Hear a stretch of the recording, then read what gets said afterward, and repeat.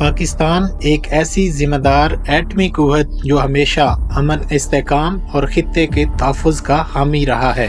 India نے ایک بار پھر اپنی پرانی روش دہراتے ہوئے دنیا کو گمراہ کرنے کی ناکام کوشش کی اور پہلگام حملہ فالس فلیگ آپریشن کی صورت میں ایک سوچا سمجھا من گھڑت اور جعلی منصوبہ بنایا، جس کا مقصد پاکستان کو بدنام کرنا اور دنیا کو جھوٹے بیانیے سے متاثر کرنا ہے۔ کہ انڈیا ایک مس ایڈونچر پلان کر رہا ہے، لیکن میسج یہ پرابلم ان کے ساتھ یہی ہے، پچھلے 1000 سالوں سے یہ کرتے یہی ہیں، یہ مسلمانوں کو پرووک کرتے ہیں اور پھر جب مسلمان ان پہ حملہ کرتے ہیں پھر یہ کئی 100 سال مسلمانوں کے غلام رہتے ہیں۔ یہی انہوں نے غوری کے ساتھ کیا، یہی عبدالی کے ساتھ کیا، یہی محمد بن قاسم کے ساتھ کیا، اس دفعہ یہ کر رہے ہیں جنرل عاصم منیر کے ساتھ۔ پاکستان نے عالمی برادری کے سامنے امن کا ہاتھ بڑھایا، مذاکرات کی دعوت دی اور کشیدگی سے اجتناب کیا۔ Day after Pakistan Prime Minister Shehbaz Sharif offered his country's readiness to cooperate in a neutral, transparent and credible investigation into the Pahalgam. 22 April 2025 کو بھارت نے اپنے زیر قبضہ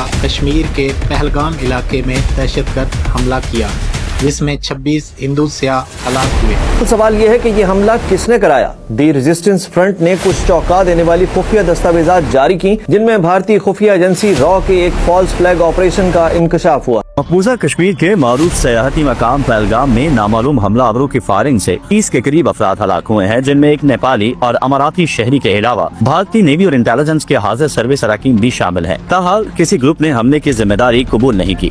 انڈیا نے TRF نامی گروپ کو اس حملے کا ذمہ دار ٹھہرایا اور پاکستان پر ان کی سہولت کاری کا الزام لگایا، حالانکہ TRF نے اس حملے کی ذمہ داری سے انکار کیا ہے۔ دفاعی ماہرین اور تجزیہ کاروں نے اسے بھارت کا خود ساختہ فالس فلیگ آپریشن قرار دیا ہے۔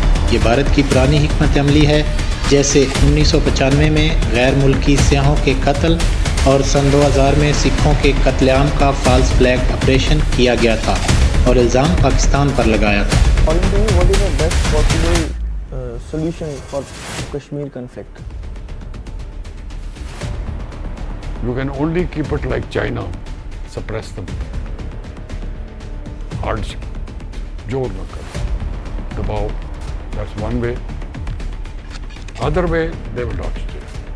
انڈیا نے پہلگام واقعے کو بنیاد بنا کر پاکستان کے خلاف کچھ اقدامات اٹھائے۔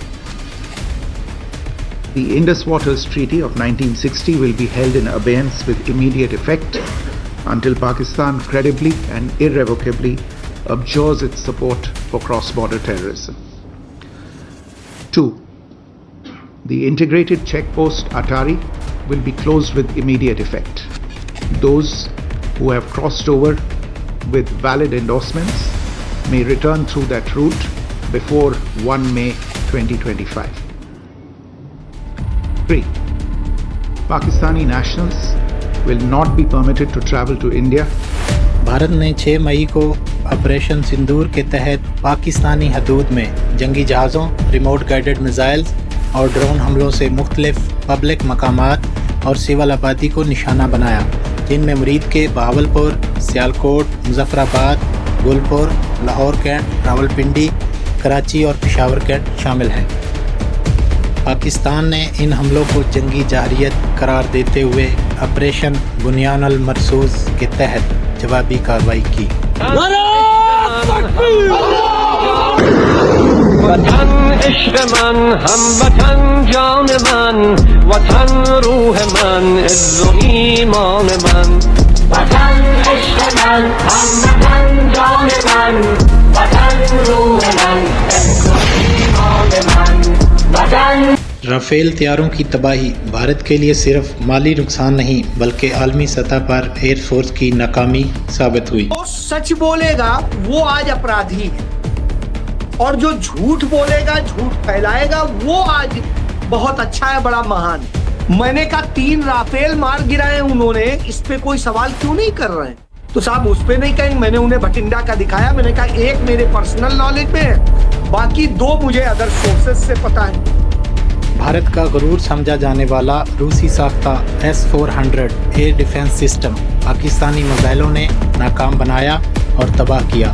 اس سے ثابت ہوا کہ پاکستانی میزائل بھارت میں کسی بھی ٹارگٹ کو آسانی سے نشانہ بنا سکتے ہیں۔